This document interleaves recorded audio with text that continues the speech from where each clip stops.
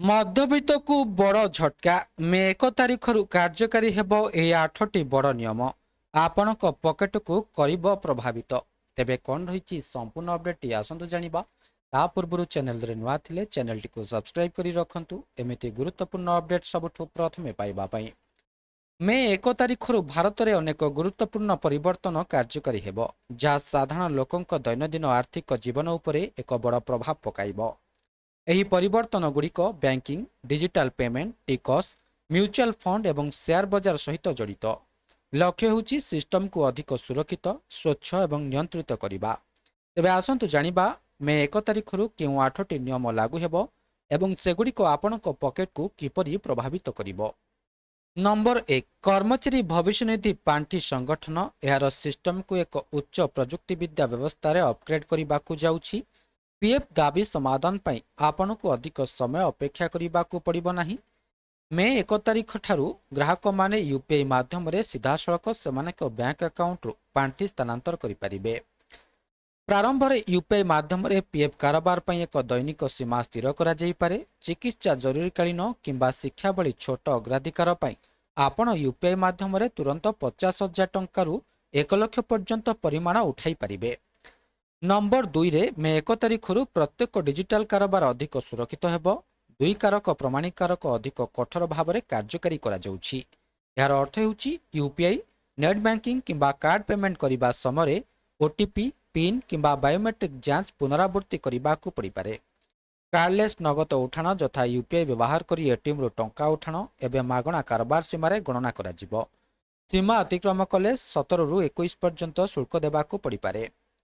Number 3, ସରକାର ଉଚ୍ଚ ମୂଲ୍ୟର କାରବାରର ଯାଞ୍ଚକୁ କଡ଼ାକଡ଼ି କରୁଛନ୍ତି। ଏକ ଆର୍ଥିକ ବର୍ଷରେ 10 ଲକ୍ଷରୁ ଅଧିକ ନଗଦ ଜମା କରୁଥିବା କିମ୍ବା ଉଠାଉଥିବା ବ୍ୟକ୍ତିବିଶେଷଙ୍କ ପାଇଁ ପ୍ୟାନ୍ ପ୍ରଦାନ କରିବା ବାଧ୍ୟତାମୂଳକ ହେବ।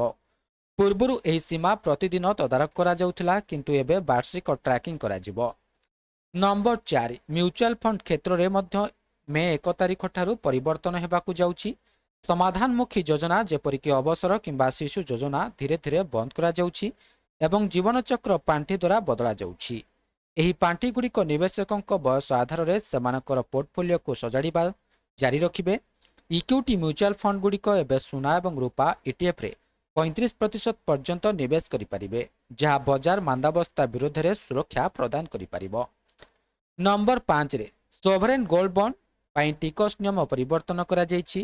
ଟିକସ ମୁକ୍ତ ପରିପକ୍ୱତା ଲାଭ ଏବେ କେବଳ ସିଧାସଳଖ କ୍ରୟ କରୁଥିବା ନିବେଶକମାନଙ୍କୁ ଉପଲବ୍ଧ ହେବ। ଯେଉଁମାନେ ଦ୍ୱିତୀୟ ବଜାର ମାଧ୍ୟମରେ କ୍ରୟ କରନ୍ତି ସେମାନଙ୍କ ଉପରେ ପୁଞ୍ଜି ଲାଭ କର ଲାଗୁ କରାଯିବ। ନମ୍ବର 6, ମେ 1 ତାରିଖ ଠାରୁ ଡେରିଭେଟିଭ୍ସ ବାଣିଜ୍ୟର ଖର୍ଚ୍ଚ ବୃଦ୍ଧି ପାଇବ। ସିକ୍ୟୁରିଟିଜ୍ ଟ୍ରାଞ୍ଜାକ୍ସନ ଟ୍ୟାକ୍ସ ବୃଦ୍ଧି କରାଯାଇଛି।